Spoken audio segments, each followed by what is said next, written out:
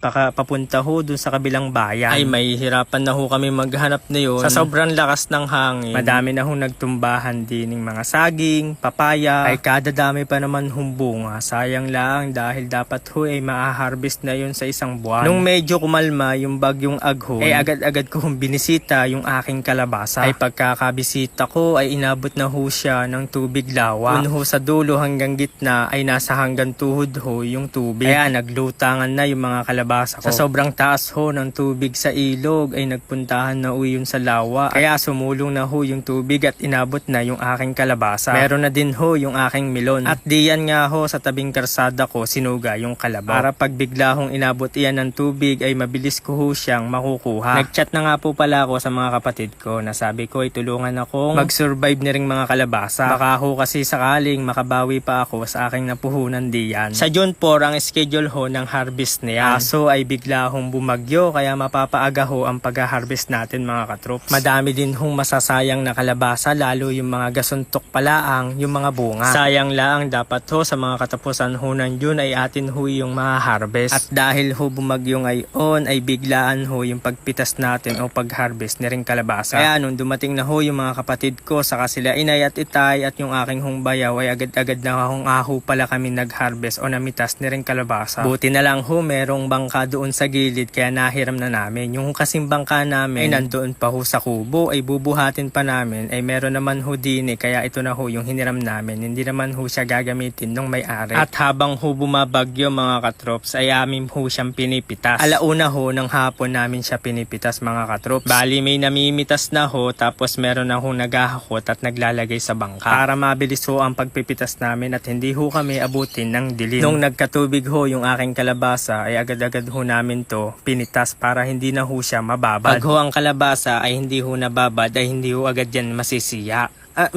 Bali itong kalabasa ay malayo ho sa aking kubo mga katrops at doon ko ho siya itutumpok sa kubo dahil doon ho sa kubo ay wala hong tubig at dahil hindi pa naman ho araw ng pitas niya kaya mabeberde pa ho yung napipitas natin mga katrops. Berde ho yung kanyang balat pero yung loob po niyan ay madilaw naman na kaya mabebenta pa ho natin iyan mga katrops. Yun nga laang madami pa hong maliliit